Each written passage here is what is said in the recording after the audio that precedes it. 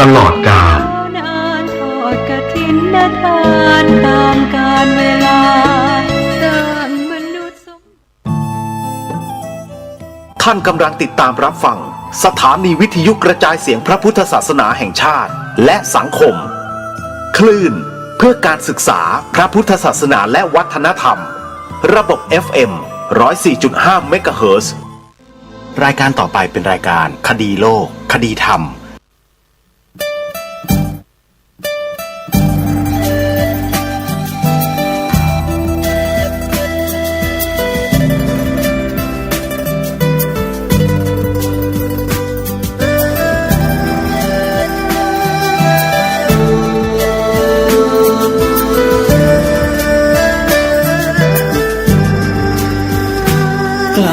คิด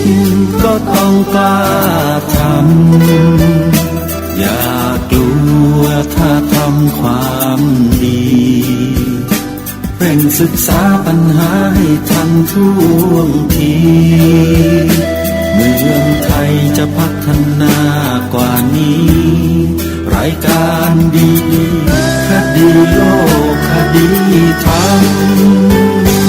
ขอรำพันบรรยายความคิดเครื่องหมายแห่งสีทั้งสามงามถนัดขาวคือบริสุทธิ์สีสวัสดิ์หมายพระไตรรัตน์และธรรมะคุ้มจิตไทยแดงคือโลหิตเราใสซึ่งยอมสละได้เพื่อรักษาชาติศาสนาน้ำเงินคือสีโสภาอันจอมประชาพระโปรดเป็นของส่วนองค์จักริ้วเข้าเป็นไตรรงค์จึงเป็นสีธงที่รักแห่งเราชาวไทยทหารอวตารนำไปยงยุทธวิชัยวิชิตก็ชูเกี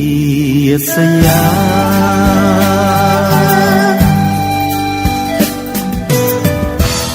ประเทศไทยที่เจริญมั่นคงมาได้จนถึงทุกวันนี้มิได้เกิดขึ้นจากความหวาดกลัวอย่างคลาดเขลาแต่บรรพบุรุษไทยของเราทุกยุคทุกสมัยล้วนแต่มีความกล้าหาญและชาญฉลาดปกป้องเอกราชสร้างชาติให้เกิดความมั่นคงโดยมีธงแห่งพระไตรรัตน์เป็นเครื่องนำชัยจึงเป็นที่มาที่ไปของรายการคดีโลกคดีธรรมกล้าคิดก็ต้องกล้าทำอย่ากลัวถ้าทำความดีเร่งศึกษาปัญหาให้ทันท่วงทีเมืองไทยจะพัฒนากว่านี้รายการดีคดีโลกคดีธรรมรายการดีคดีโลกคดีธรรม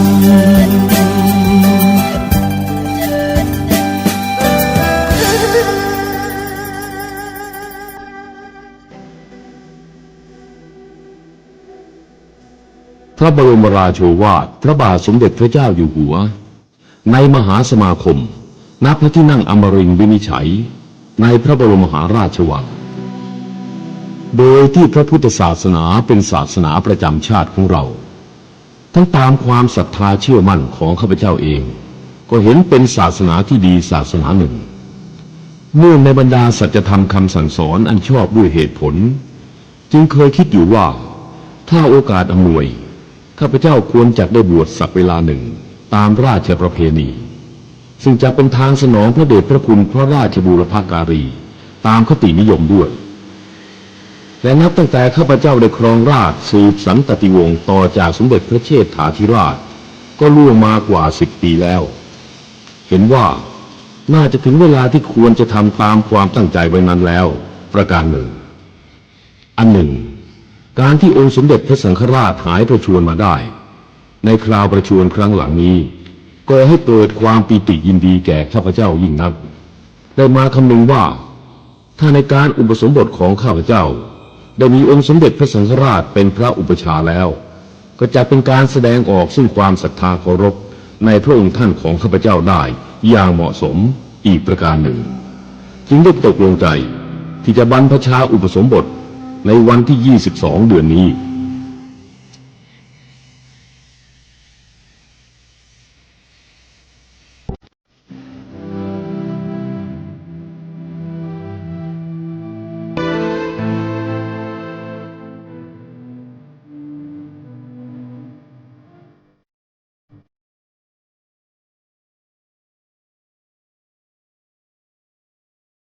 ขอนอบน้อมพระรัตนตรัย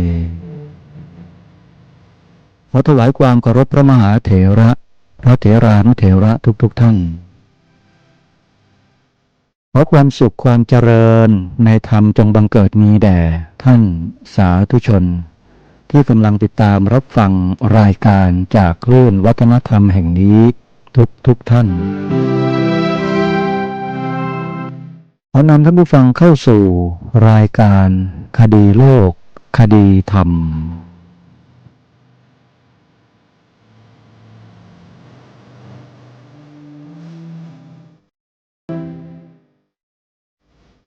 วันนี้รายการคดีโลกคดีธรรมของเราก็ยังคง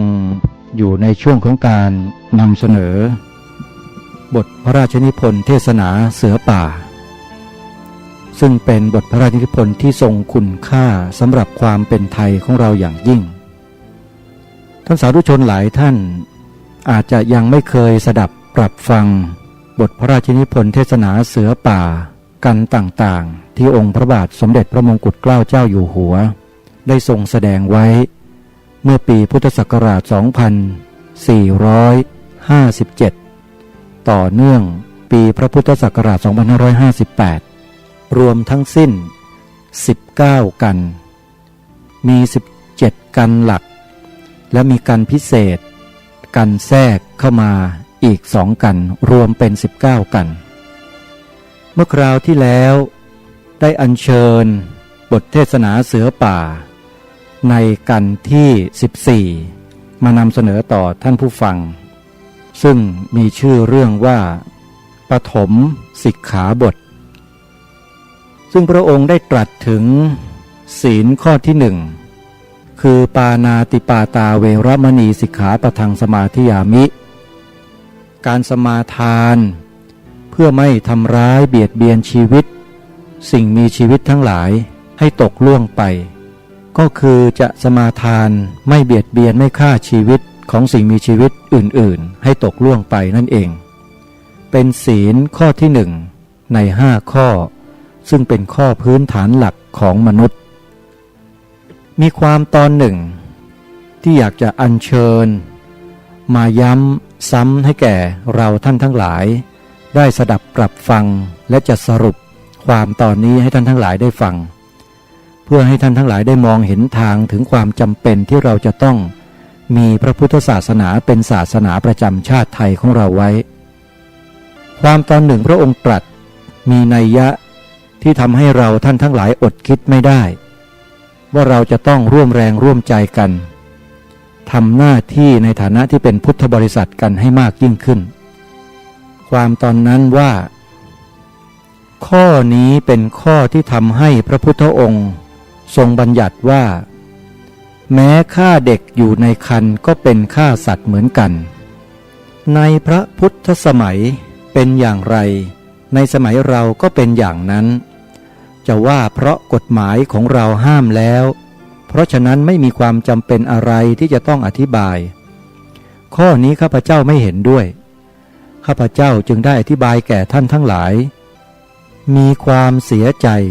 ที่กรุงสยามเราบังเกิดความรู้สึกละหลวมในเรื่องนี้มากเต็มทีความประพฤติร้ายเช่นนี้ย่อมให้ผลร้ายแก่ชาติของท่านเองเข้าใจหรือไม่บรรดาท่านทั้งหลายย่อมเห็นอยู่ผู้ทำร้ายเช่นนี้นับว่าเป็นผู้มีความผิดใหญ่เพราะเป็นผู้ฆ่าชาติของท่านเองมาถึงจุดนี้จะขออธิบายความให้ท่านทั้งหลายได้ฟังว่า การที่พระองค์ตรัสเช่นนี้เนี่ยพระองค์หมายถึงในยุคของพระองค์ท่านมีความเปลี่ยนแปลงทางแนวความคิดของคนในสังคมอยู่ไม่น้อยว่าเรื่องของศีลธรรมจรรยานั้นไม่มีความจำเป็นเพราะเดี๋ยวนี้ก็มีการตรากฎหมายกันขึ้นมาแล้วการปฏิบัติการถือศีลธรรมทั้งหลายทั้งปวงนั้นจึงไม่จำเป็นที่จะต้องนำเข้ามาเกี่ยวข้องกับกิจการงานของบ้านของเมืองเมื่อพระองค์ได้ทรงทราบเช่นนั้นจึงทรงตรัสแสดงไว้ในบทเทศนาเสือป่ากันที่14เรื่องปฐมสิกขาบทนี้แล้วก็ย้ำเตือนบอกกับคนเหล่านั้นว่าการคิดแบบนั้น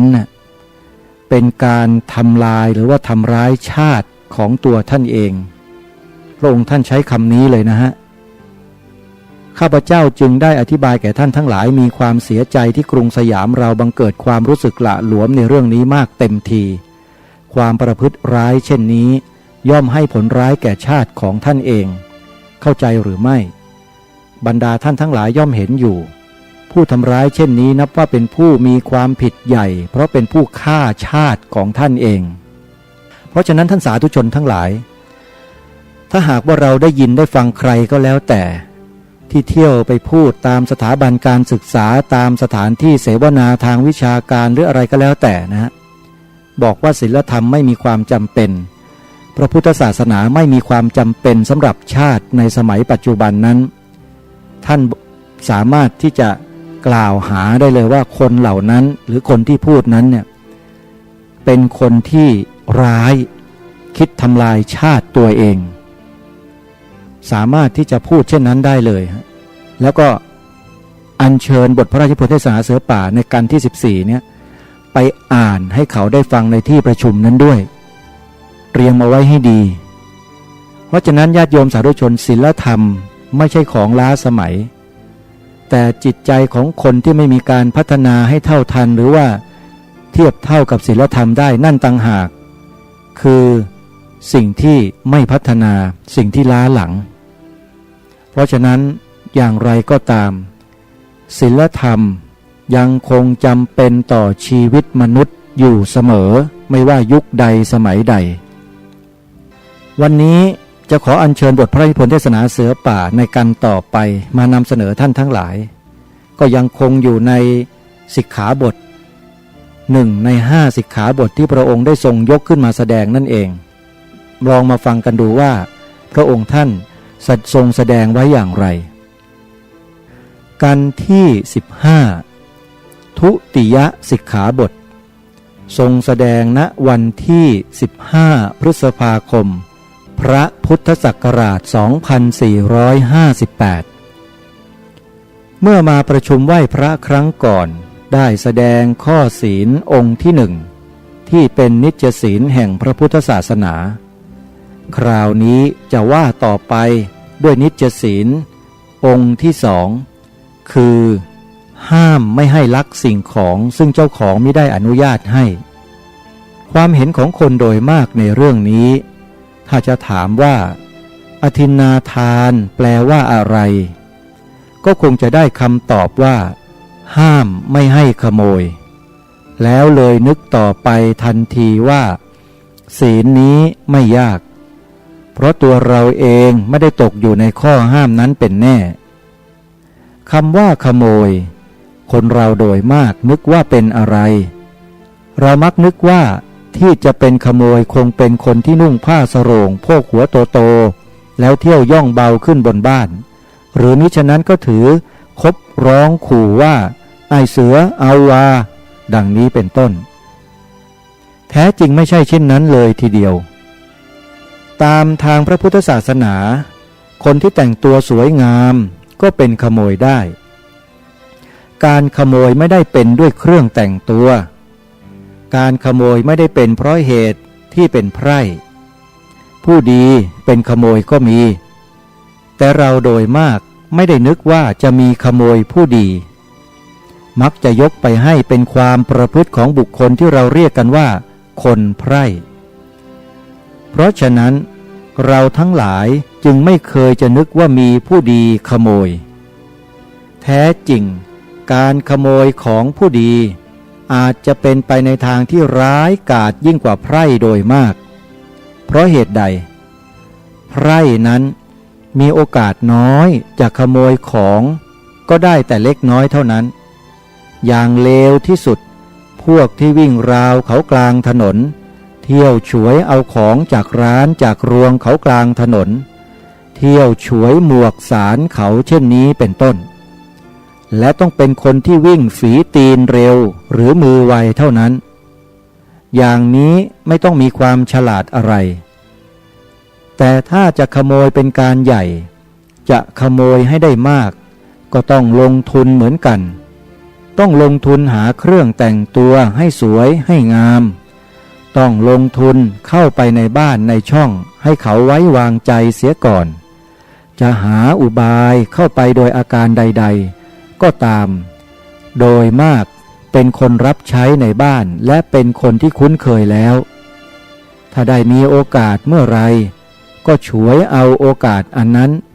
เข้าหยิบของได้โดยเจ้าของไม่รู้สึก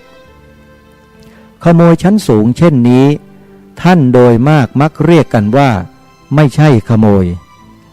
มักจะเรียกกันไปเสียอย่างอื่นโดยมากเรียกกันว่าคนมือไวคนมือไวก็ไม่ผิดอะไรกับคนฉวยหมวกสารของคนไปกลางถนนบางคนที่เป็นขโมยก็ทิ้งการเป็นขโมยไม่ได้จนตายเมื่อตัวตายก็ยังต้องขึ้นชื่อเป็นขโมยเราเป็นผู้ดี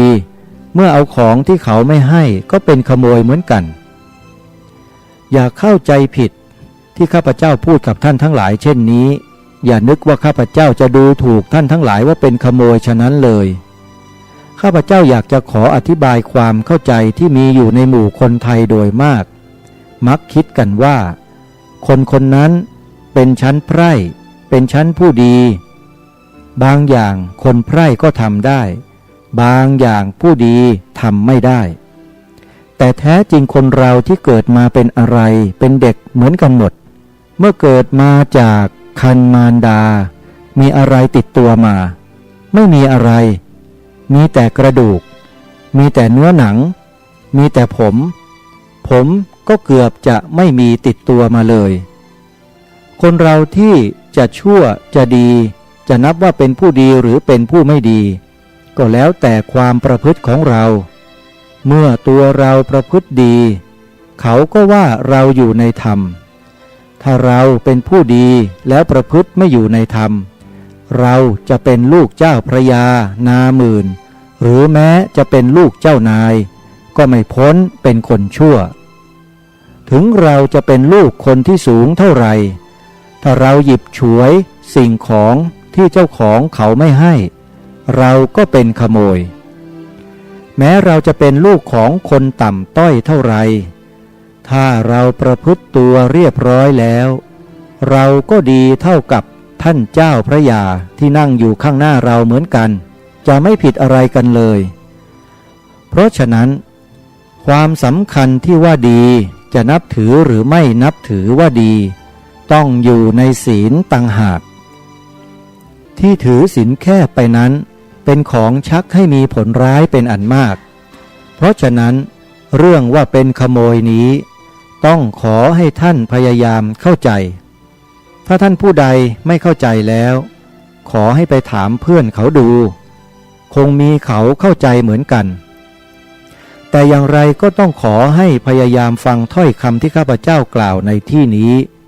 ข้าพเจ้าตั้งใจพูดเป็นภาษาไทยที่จะให้เข้าใจได้ดีที่สุดไม่ได้ใช้พูดภาษาอื่นถ้าไม่เข้าใจก็ไม่เป็นประโยชน์เท่านั้นข้อห้ามที่ไม่ให้ถือเอาสิ่งของผู้อื่นที่เขาไม่ได้ให้ถ้าจะคิดไปให้ดีแล้วเป็นข้อที่เราทั้งหลายคงจะเห็นความจริงอันดีเพราะอะไรสิ่งของที่จะมีราคาหรือที่ไม่มีราคาไม่ใช่มีราคาเพราะตัวสิ่งของนั่นเองของสิ่งใดทั้งหมดทุกอย่างที่มีราคาก็เพราะว่าคนเรานิยมรักใคร่ในของเหล่านั้นถ้าของสิ่งใดที่เราไม่รักใคร่ของสิ่งนั้นย่อมจะไม่มีราคาเลย ของสิ่งใดที่คนเรารักมากของสิ่งนั้นย่อมมีราคามากเพราะฉะนั้นของซึ่งมีราคาแปลว่าเป็นของที่คนเรารักมากเมื่อตกไปเป็นของผู้ใดของใครผู้ที่เป็นเจ้าของของสิ่งนั้นเขาจะต้องเก็บรักษาไว้เมื่อเป็นเช่นนั้นแล้วแม้ผู้อื่นไปเห็นของสิ่งนี้อยากได้นี้ก็เท่ากับแสดงอีกแล้วว่าของอันนั้นมีราคาขึ้นอีก2 เท่าเพราะคน2 คนมีความปรารถนาตรงกันเข้าแล้วฉะนั้นถ้าผู้ที่ไม่ได้เป็นเจ้าของอยู่ก่อนไปฉวยสิ่งซึ่งเป็นของผู้อื่นเจ้าของเขาจะเสียดายปานใดข้อนี้เป็นข้อที่สำหรับควรนึกถ้าต่างว่าของนั้นเป็นของเรา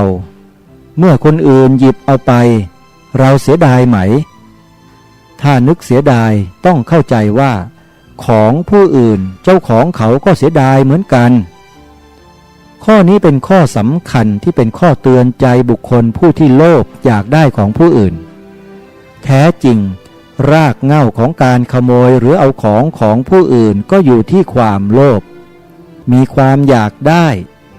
ถ้าไม่มีความโลภไม่มีความอยากได้อยู่แล้วการขโมยกันลักกันช่อกันก็คงไม่มีในโลกนี้เลยความโลภนี้บังเกิดจากอะไรก็บังเกิดจากความตามใจตัวเราเองสิ่งซึ่งตัวเรามีอยู่แล้วไม่รู้สึกว่าเพียงพอและมาพอใจอยากจะได้สิ่งซึ่งไม่มีอยากจะได้สิ่งซึ่งผู้อื่นเขามีนี้เรียกว่าโลภเพราะฉะนั้นข้างฝ่ายพระพุทธศาสนาจึงสั่งสอนกันไว้ว่า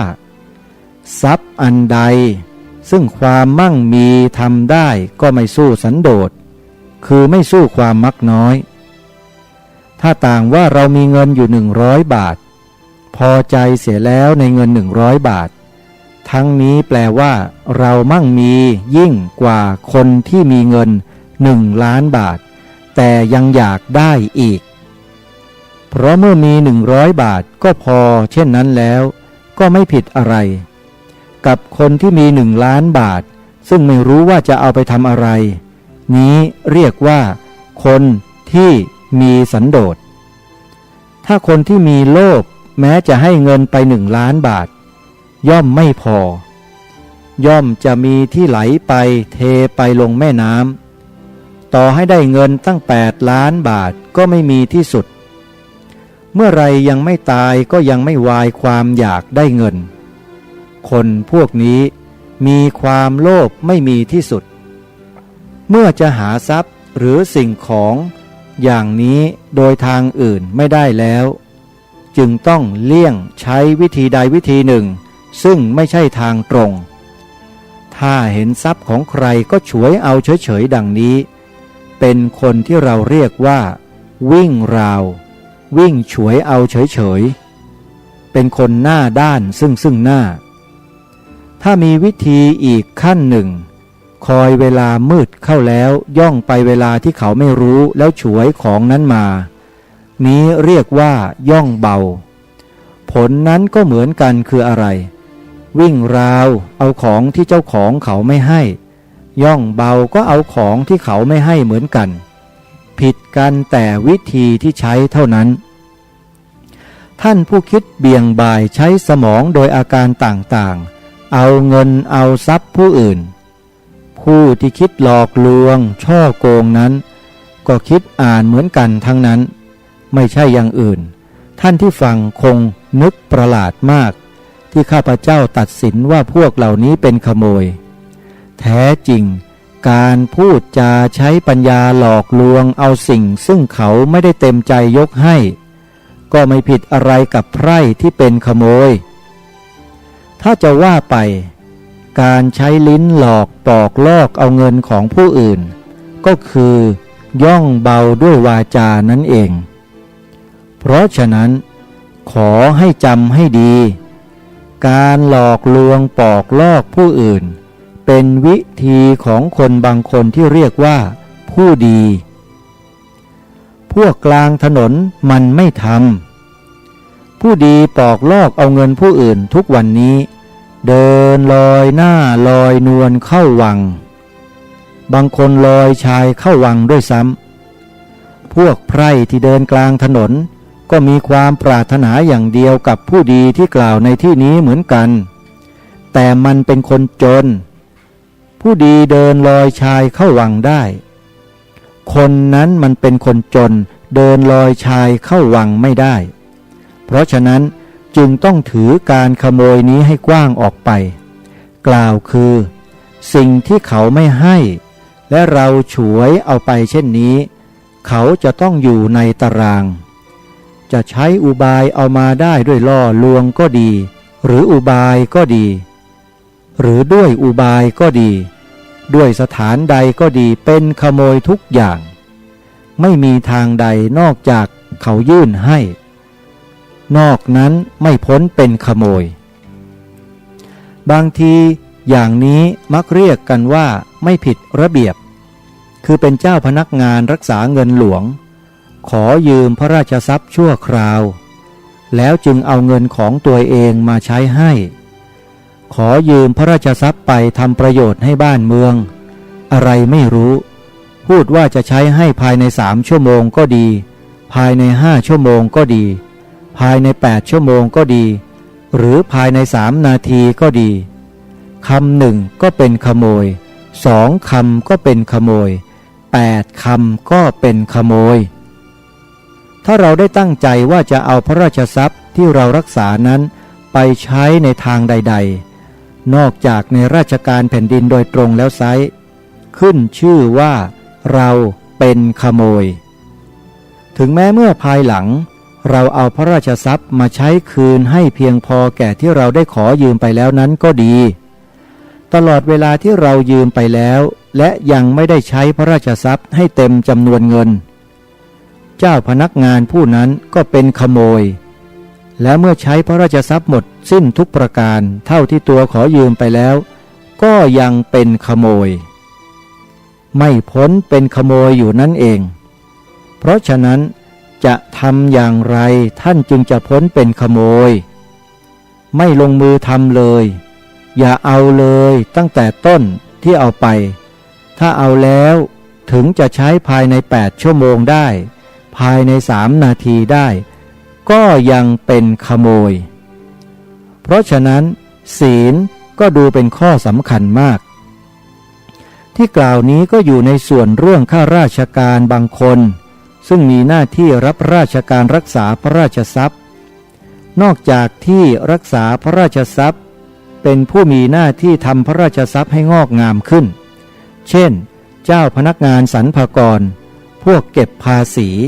หรือสาธารณทรัพย์อย่างกรมกองหมายเป็นต้นพวกเหล่านี้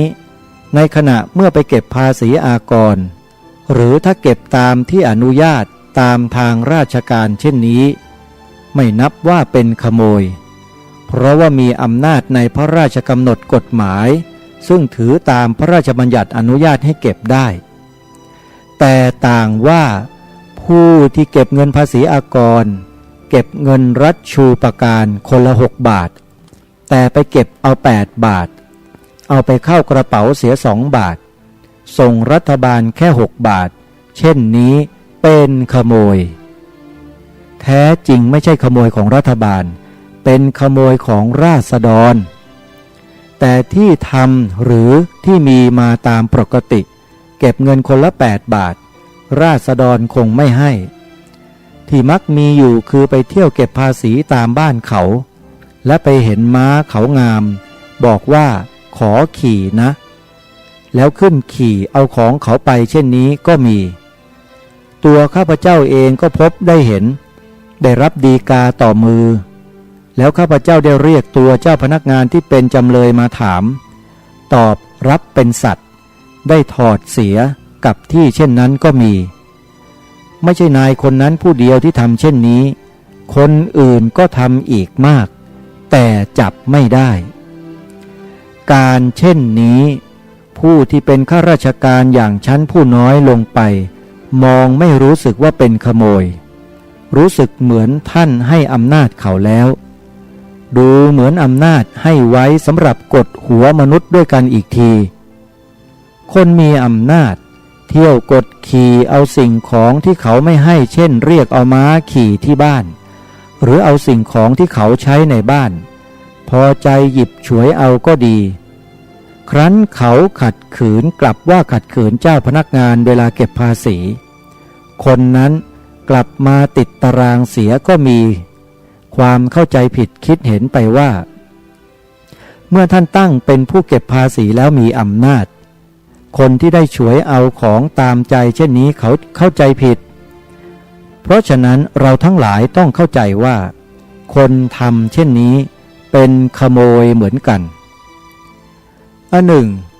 ในส่วนหน้าที่นักรบของเราคือในเวลาทำสงครามเป็นต้นจะมีเวลาอยู่บ้างที่จะเปิดช่องให้นักรบเป็นขโมยได้ในเวลาที่เราไปรบในบ้านในเมืองอื่นเมื่อบ้านเมืองนั้นถูกทำร้ายโดยคำสั่งของผู้บังคับบัญชาหรือด้วยเหตุที่อยู่ในสนามรบก็ตามทหารมักจะหยิบฉวยเอาสิ่งของซึ่งอยู่ในบ้านในเรือนเหล่านั้นโดยมากเป็นไปโดยเข้าใจว่าเพราะรบแล้วสิ่งของเหล่านั้นเป็นของข้าศึกเราจะหยิบฉวยเอาได้โดยไม่ผิดข้อนี้ไม่ถูกผู้ที่ถือพระพุทธศาสนาจะกล่าวเช่นนั้นไม่ได้เป็นทหารก็เป็นไปเป็นนักรบก็เป็นไปแต่ไม่มีใครอนุญาตให้เป็นโจรกองโจรกับกองนักรบมีวิสัยผิดกันมากกองโจรก็ถืออาวุธเช่นกับนักรบเราก็ถืออาวุธเหมือนกันแต่ผิดกันที่โจรนั้นอยากได้ก็แย่งเอาเรามีวินัยและมีธรรมะอยู่ในใจเราไม่เบียดเบียนพลเรือนที่ไม่ได้เกี่ยวข้องในการรบสิ่งของถึงแม้ทิ้งเรี่ยราดกลาดเกลื่อนอยู่ในสนามรบสิ่งของเหล่านั้นเจ้าของเขามีเมื่อเขายังไม่ให้แก่เราเราถือเอาก็นับว่าเป็นขโมยเท่ากับเวลาไม่รบการที่ทหารเยอรมันบางเมืองได้ถือเอาว่าในเวลาสงครามแล้วย่อมไม่มีธรรมะใดๆเวลาสงครามแล้วบรรดาสัญญาย่อมฉีกเสียได้เป็นชิ้นเล็กชิ้นน้อยเที่ยวหยิบฉวยสิ่งของจากบ้านช่องของศัตรูและถือว่าไม่มีความผิดชะนี้ถ้าว่าโดยส่วนทางพระพุทธศาสนาแล้วก็ตรงกันข้ามกับความคิดของผู้ที่จำเริญรุ่งเรืองแล้วซึ่งเดี๋ยวนี้ย่อมถือกันอยู่ทั่วโลกคือการแย่งชิงหรือหยิบฉวยสิ่งของในที่ซึ่งอยู่ในเมืองหรือในบ้านซึ่งทำสงครามเช่นนี้เป็นของที่พ้นสมัยควรใช้ต่อเมื่อคนเรายังคล้ายสัตว์เดรัจฉานซึ่งไม่รู้จักว่าสิ่งใดเป็นของเราของท่านเมื่อคนเรามีสติปัญญาความสามารถจะบอกได้แล้วรู้ได้แล้วว่าสิ่งนี้เป็นของเราสิ่งนั้นเป็นของท่านเช่นนี้ผู้ใดถือเอาสิ่งของซึ่งไม่ใช่เป็นของตนเองถึงแม้ในเวลาสงครามและใช่ธรรมดานั้นก็ดีจะแก้และลบล้างความผิดส่วนศีลที่ห้ามการขโมยนั้นมิได้ข้อนี้เป็นความเห็นของโลกในสมัยนี้เป็นความเห็นซึ่งมีมาแล้วตั้งแต่พุทธกาลและในยุโรปซึ่งเขาไม่ได้นับถือพระพุทธศาสนาบัดนี้เขาได้ลงเนื้อเห็นอย่างนี้หมดแล้วเป็นแต่เยอรมันไม่ทราบว่าเขาถือธรรมเนียมอะไรการที่ถือว่าสงครามเป็นเหมือนหนึ่งบอกเลิกธรรมะทั่วไปทุกอย่างการสงครามเหมือนอย่างยกโทษให้ทั้งหมดแม้จะทำการชั่วร้ายอย่างไรปราบปรามฆ่าฟันผู้คนได้ทุกอย่างนี่เป็นความเห็นของเยอรมันซึ่งข้าพเจ้าผู้เป็นไทยเห็นว่าเราไม่จำเป็นต้องถือตามเพราะถึงแม้ชาวยุโรปจะดีกว่าเราในความรู้บางอย่างในทางศาสนาไม่ดีกว่าเรามิได้และยิ่งศาสนาที่สอนกันในหมู่ชนตามที่กล่าวแล้วนี้ข้าพเจ้าเห็นว่าเลวกว่าเราโดยมากธรรมะเป็นของไม่ตาย ศีลเป็นของซึ่งสำหรับกำกับใจคนเราที่ทำให้คนเราผิดกับสัตว์เดรัจฉานถ้าการสงครามจะเปิดช่องให้คนเราทำอะไรได้หมดแล้วฉะนั้นมิแปลว่าเมื่อทำสงครามคนเรากลับเป็นสัตว์เดรัจฉานหรือข้าพเจ้าไม่ยอมในข้อนี้คนเราเมื่อทำสงครามเพื่อความมุ่งประโยชน์ต่อชาติต่อศาสนารักษาบ้านเมืองเพื่อความเป็นไทยแห่งชาติความปรารถนาเหล่านี้ล้วนเป็นความปรารถนาที่ดีมีแต่ในหมู่มนุษย์ที่รุ่งเรืองจะมีในหมู่สัตว์เดรัจฉานไม่ได้จะมีในหมู่คนป่าไม่ได้เพราะฉะนั้นผู้ใดที่บอกเปิดว่าเมื่อทำสงครามแล้วบอกคืนคำเสียเช่นนั้นได้ก็ประหลาดมากเท่ากับว่าเมื่อก่อนนี้ได้เอาหน้ากากใส่ไว้บังตาชนทั้งหลายแท้จริงหาใช่มนุษย์ไม่เป็นลิงแสมเท่านั้นเมื่อถึงเวลาสงครามถอดหน้ากากออกมาก็เป็นลิงแสมตรงๆเดี๋ยวนี้คนไทยเราไกลจากลิงแสมมากแล้วไม่ใช่หรือเพราะฉะนั้นเราไม่ควรจะทำตัวให้เหมือนกับลิงแสมที่เราไม่เอาหน้ากากใส่เหมือนลิงแสมนั้นเราเคราะห์ดีที่สุดที่นานมาแล้วเราได้ตกไปอยู่ในพระพุทธศาสนาซึ่งได้เป็นมนุษย์ชั้นสูงที่สุดที่มนุษย์จะเป็นได้ในทางธรรมเหตุฉะนี้ขอท่านทั้งหลายที่นั่งฟังอยู่ผู้ที่ตะเกียกตะกายอยากเป็นฝรั่งอย่าทำเหมือนฝรั่งในทางธรรมเลยถ้าจะเอาอย่างฝรั่งจงเอาอย่างในทางที่ฝรั่งเขาทำดีคือในทางวิชาการบางอย่างซึ่งเขาทำดีเราควรเอาอย่างแต่การรักษาศีลรักษาธรรมเรามีตัวอย่างดีกว่าฝรั่งเป็นอันมากถือพระพุทธเจ้าเป็นตัวอย่างของเราแล้วเรามีตัวอย่างหาที่เปรียบเสมอเหมือนมิได้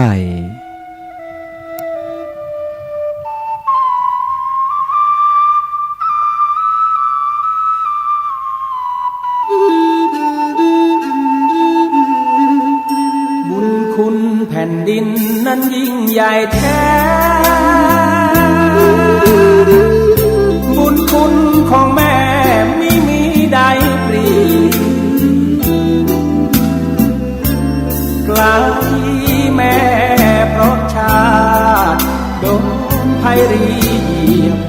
มือแม่เย็นเฉียบกอดลูกก่อนมาปากแม่นั้นสั่งระวังนะลูกกลัวว่าจะถูกคมดาบเข้าหน้าลูกอยู่กลางศึกนึกทุกเวลา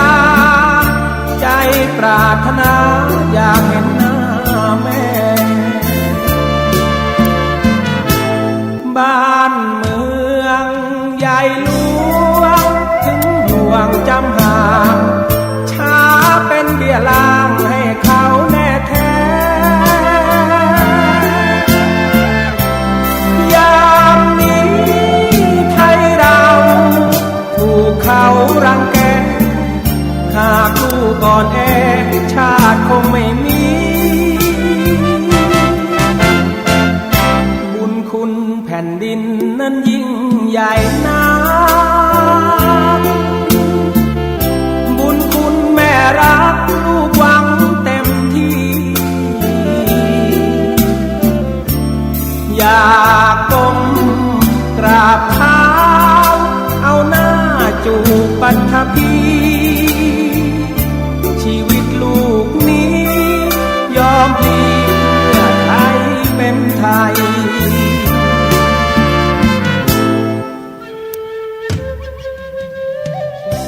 ท่านสาธุชนท่านผู้ฟังทั้งหลาย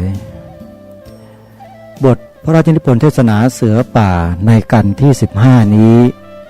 เรื่องทุติยสิกขาบท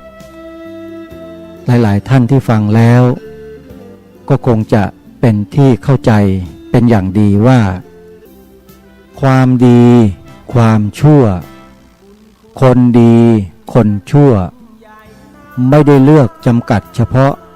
คนไพร่หรือว่าผู้ดีจะเป็นผู้ดีระดับสูงขนาดไหนก็เป็นคนชั่วได้จะเป็นคนไพร่ขนาดไหนก็เป็นคนชั่วได้เช่นเดียวกันเพราะฉะนั้นความดีความชั่วไม่ใช่เครื่องจำกัดว่าจะเป็นเฉพาะบุคคลที่เป็นไพร่เท่านั้นแม้คนที่เป็นผู้ดี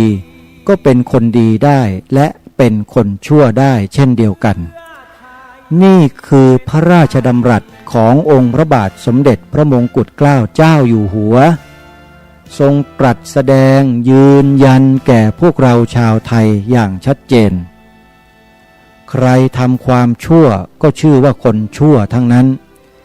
พระองค์ท่านยังทรงตรัสอีกนะว่าพวกคนไพร่เนี่ยมันไม่สามารถที่จะทำความชั่วได้อย่างพิสดารอย่างกว้างขวางได้เพราะมันไม่มีศักยภาพแต่คนที่เป็นผู้ดีคนที่มีอำนาจเนี่ยถ้าทำชั่วได้แล้วเนี่ยจะชั่วแบบกว้างขวางชั่วแบบหนักๆมากมายมหาศาลเพราะฉะนั้นท่านสาธุชนทั้งหลายฟังบทเทศนาเสือป่ากันนี้แล้วเนี่ยท่านคงมองเห็นอะไรที่เกิดขึ้นในบ้านในเมืองไทยของเราชัดเจนมากขึ้นแล้วใช่หรือไม่เพราะฉะนั้นท่านสาธุชนทั้งหลายรายการคดีโลกคดีธรรมสถานีวิทยุกระจายเสียงคลื่นวัฒนธรรมสถานีวิทยุกระจายเสียงพระพุทธศาสนาแห่งชาติและสังคมคลื่นต่างๆสถานีโทรทัศน์ธรรมาธิปไตยดีทีวี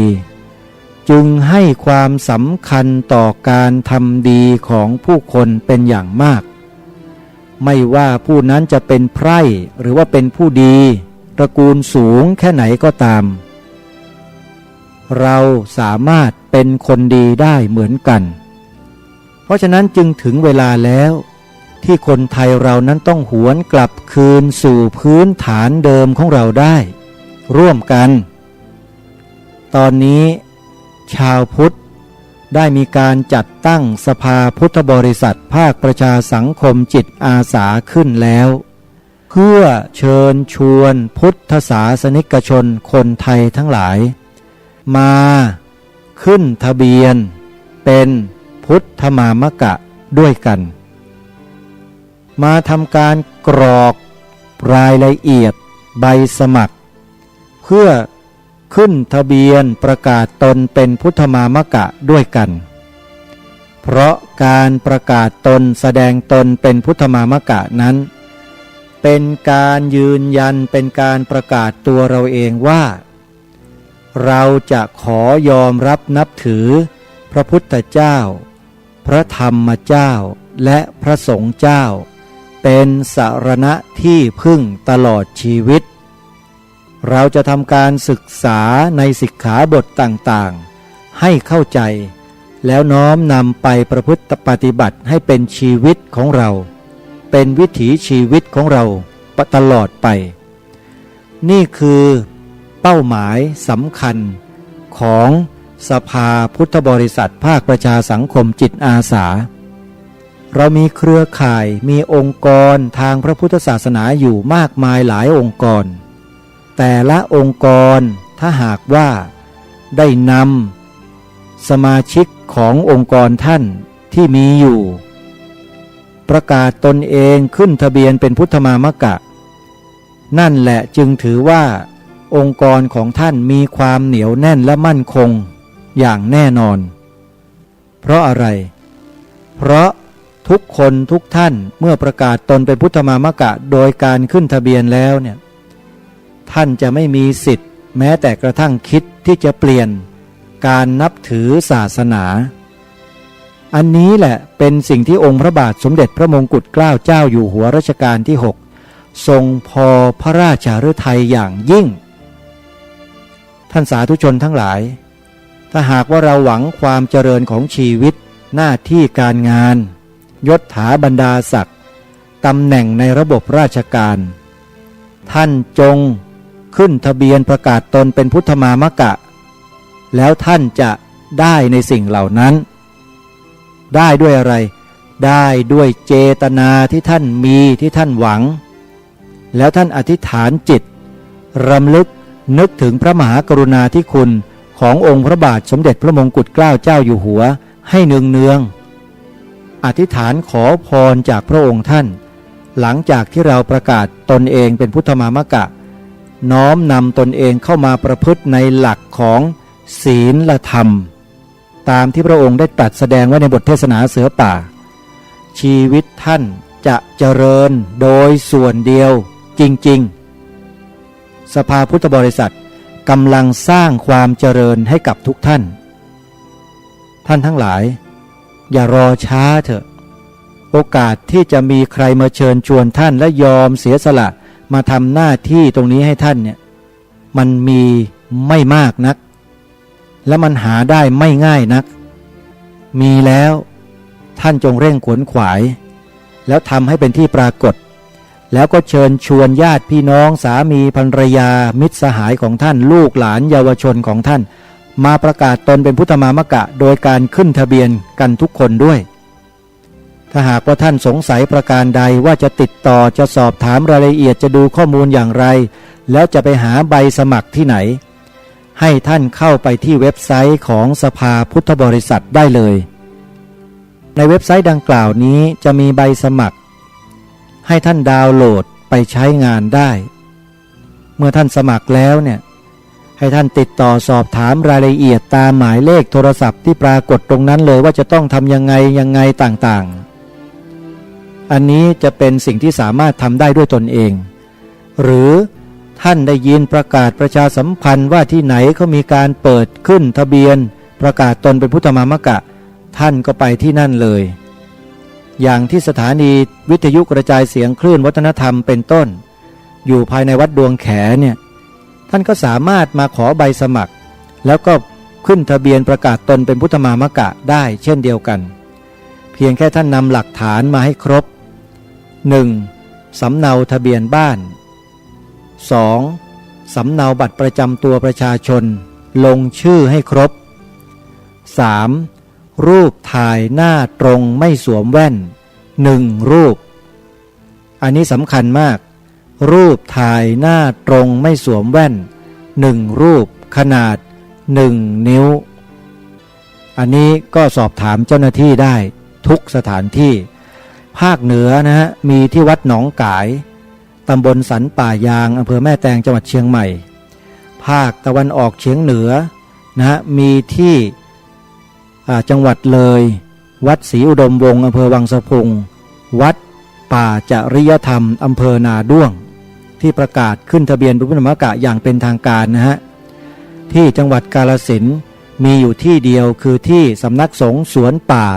บ้านดอนยานางตำบลดอนสมบูรณ์อำเภอยางตลาดจังหวัดกาฬสินธุ์ของพระอาจารย์ปลัดเดชาอาสาโพและภาคกลางก็มีที่สถานีโทรทัศน์ธรรมาธิปไตยดีทีวีวัดดวงแขและก็มีที่วัดธรรมปัญญารามบางม่วงอำเภอสามพรานจังหวัดนครปฐมเป็นต้นที่จังหวัดนครศรีธรรมราชภาคใต้ที่บ้านพรมต้องสายทองธรรมตำบลนาเรียงอำเภอพรหมคีรีจังหวัดนครศรีธรรมราชและที่วัดบูรณาวาสตำบลเขาพังไกรอำเภอหัวไซจังหวัดนครศรีธรรมราชอันนี้ประกาศเป็นเบื้องต้นเอาไว้ก่อนและยังมีที่วัดหลายๆวัดที่กำลังแสดงความประสงค์ที่จะขอตั้งเป็นจุดรับขึ้นทะเบียนเป็นพุทธมามกะนะก็ค่อยๆแจ้งกันเข้ามาก็เดี๋ยวจะประกาศให้ท่านทั้งหลายได้ทราบต่อไปอย่างไรก็ตามท่านเข้าไปดูในเว็บไซต์นะรายละเอียดที่ www.vbcs-66.com นะเป็น-66.com นะโยมนะหรือพิมพ์คำว่าสภาพุทธบริษัทเข้าไปก็สามารถพบเว็บไซต์นี้ได้แล้วก็เข้าไปดูรายละเอียดกันได้เลยอันนี้ต้องขอฝากไว้จริงๆว่าเราจะทำเพื่อชาติเพื่อบ้านเพื่อเมืองเพื่อพระพุทธศาสนาและเพื่อสถาบันพระมหากษัตริย์ของเราร่วมกันใครสนใจก็สามารถประกาศตนเองให้เป็นผู้นั้นได้วันนี้เวลาของรายการก็มาสู่ช่วงสุดท้ายแล้วฝากบทเพลงเมื่อสักครู่ให้ท่านทั้งหลายฟังอีกรอบหนึ่งเป็นบทเพลงที่ลึกซึ้งและกินใจมาก ชื่อบทเพลงนี้มีชื่อว่าบุญคุณแผ่นดินเราท่านทั้งหลายที่เป็นพุทธบริษัทความกตัญญูกตเวทีต้องมีอยู่ในก้นบึ้งของจิตใจเราตลอดมาแล้วก็ต้องตลอดไปบุญคุณแผ่นดินนี้จะบอกกับท่านทั้งหลายได้เชิญติดตามรับฟังและขอสมมติยุติไว้แต่เพียงเท่านี้ขอความสุขสวัสดีจงมีแด่ท่านผู้ฟังทุกท่านทุกคนเทินขอเจริญพรบุญคุณแผ่นดินนั้นยิ่งใหญ่แท้บุญคุณของแม่ไม่มีใดเปรียบไกลแม่เพราะชาติโดนไพรีเหยียบมือแม่เย็นเฉียบกอดลูกก่อนมาปากแม่นั้นสั่งระวังนะลูกกลัวว่าจะถูกคมดาบเข้าหน้าลูกอยู่กลางศึกนึกทุกเวลาใจปรารถนาอยากเห็นหน้าแม่บ้านเมืองใหญ่หลวงถึงห่วงจำห่างช้าเป็นเบี้ยล่างให้เขาแน่แท้ยามนี้ไทยเราถูกเขารังแกหากลูกก่อนแอชาติคงไม่มีบุญคุณแผ่นดินนั้นยิ่งใหญ่นักบุญคุณแม่รักลูกหวังเต็มที่อยากก้มกราบเท้าเอาหน้าจูบปัทภี